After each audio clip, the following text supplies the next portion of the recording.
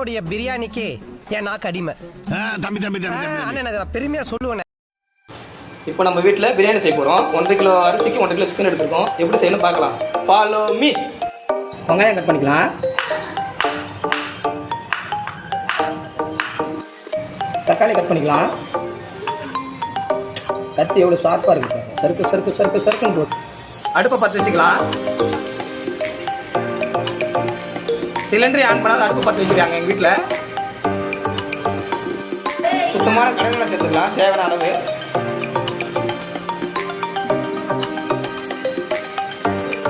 தேவையான மசாலா சேர்த்துக்கலாம்.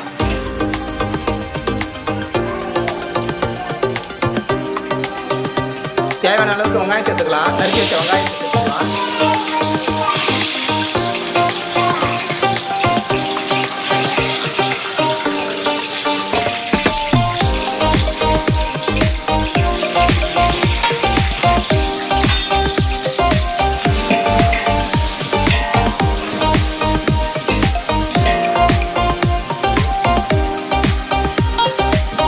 தேவையான அளவு உப்பு சேர்த்துக்கலாம். வெங்காயம் இந்த மாதிரி வந்ததுன்னு பச்சை மிளகாய் சேர்த்துக்கலாம்.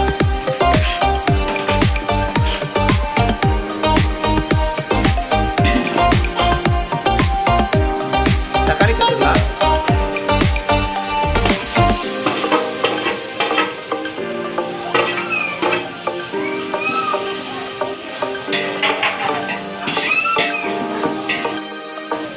இஞ்சி பூண்டு பேஸ்ட் சேர்த்துக்கலாம்.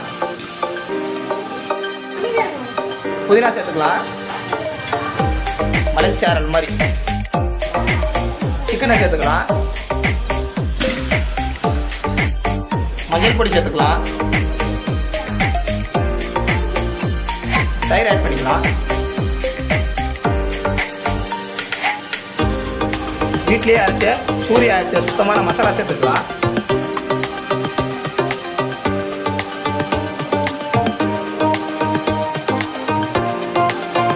மிளகாய் பொடி சேர்த்துக்கலாம்.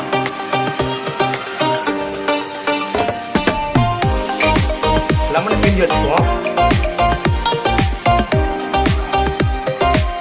தேவையான அளவுக்கு தண்ணி சேர்த்துக்கலாம்.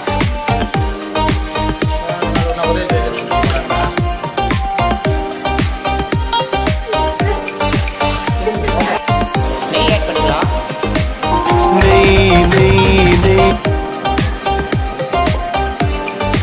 மணலான நெய்.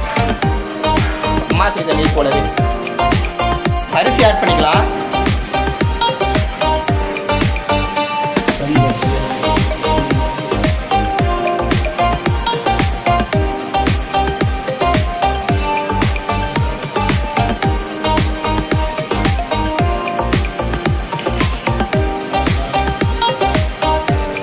ஒரு கலக்கிக்கலாம்.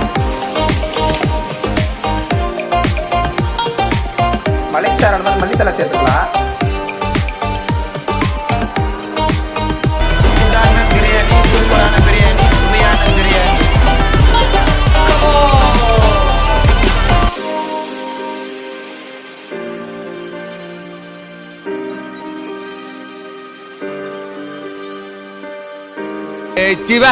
அப்படியே கொஞ்சம் திரும்பி பாருங்கன்னா சோறு தான் முக்கியம். அவ்வளவுதான்.